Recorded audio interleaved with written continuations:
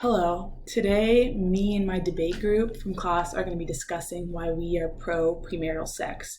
Um, Alexander Rojeka, my name is Jordan Russell, Sebastian C., and Destiny Hughes will all be a part of this. We are in the class on Monday and Wednesday from 11 to 12:15. Some of our big key points throughout this debate are going to be mental health and physical health, outdated scripture, peer pressure, united relationships, and freedom and rights. So starting off first with mental and physical health, we'll be looking at how sex can be a stress reliever, sex leads to higher self-esteem, and sex can be a form of exercise.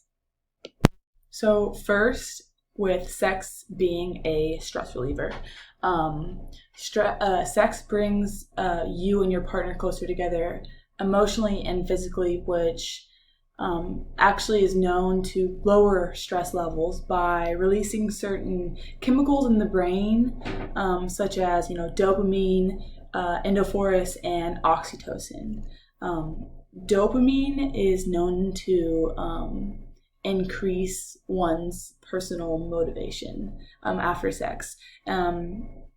And then endorphins is natural pain and stress fighter. And then you've got oxytocin, which is known as the cuddle hormone. It actually triggers feelings of like love and compassion. So next you have like personal self-esteem. Evidence shows that a lack of sex is associated with depression and low self-worth. Minimal sex life can make someone feel just socially stigmatizing.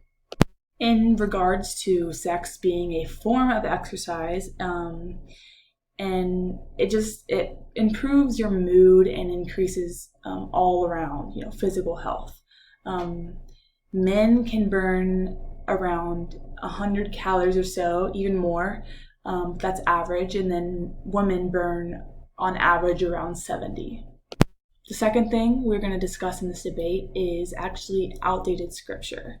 And the majority of religions like Christianity, Judaism, Buddhism, Mormonism, etc., a lot of other religions, the majority of them believe that premarital sex is in fact bad, and it's a very bad sin. In scripture, written actually hundreds, maybe even thousands of years ago, it is said that you should not have sex before marriage, but in all reality, the majority of people are doing it anyways.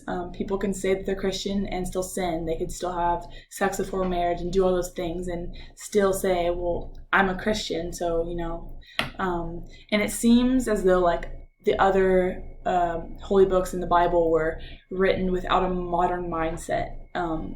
But I mean, how could they be when they were in fact written so long before our time? They couldn't capture our like headspace and what we think is right and what is wrong.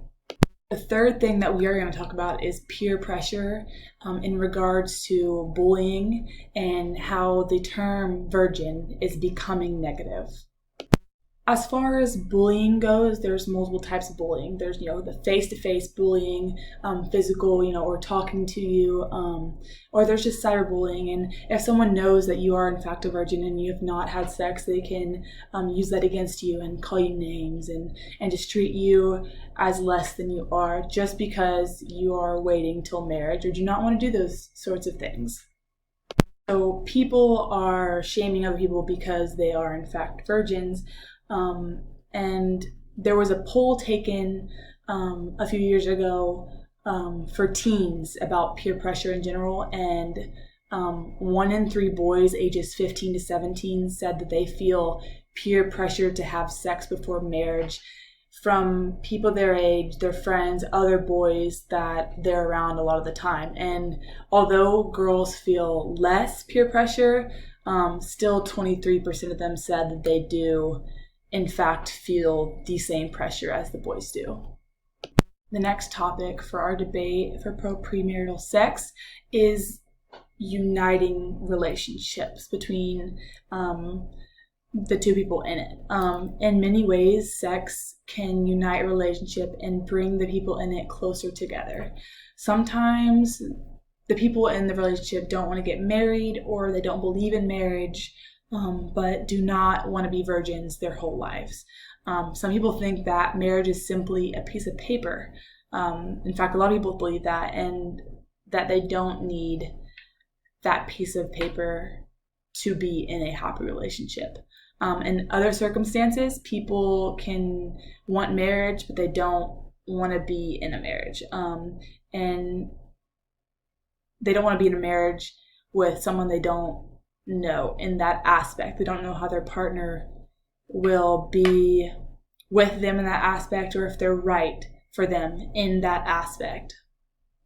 So one of the last things that I'll be talking about is basic human rights and one's freedom. Just like we have the freedom to say or do what we please, or have a faith in certain things, or have a certain religion and speak on it, we have this unwritten right to have sexual intercourse with whom we please, when we please, where we please. And I mean, yes, there's age restrictions between two people, like, the 18 rule. You can't have, sexual intercourse with someone, too young, too old. Once you get past that point, it doesn't really matter. But at the end of the day, people are going to have sex. Especially for young people, it's happening more and more every day. It's becoming more of a norm, especially for teens and young adults. Even unmarried, middle-aged people nowadays. So, in conclusion, when we talked about mental health and physical health, scripture being outdated, peer pressure between, you and your friends, you and your family, you and the people that you surround yourself with, uniting a relationship, and, freedom and rights, at the end of the day, it's just about what you personally want to do. And in saying that, you have the right to do what you want to do. And if you want to do it, do it. And this is one of those things where if you want to have sex and you are not married yet, go ahead. People do it all the time nowadays, hundreds of times a day, I'm sure, with the amount of people that this earth is being populated with. For us in this group, we are pro premarital sex because we believe that you, me, the person in the next room, we all have the right and freedom to have sex with who we want, when we want, and how we want.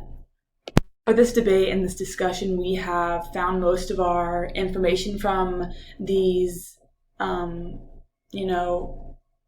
YouTube channels and these papers online. And that's it for our debate. Thank you.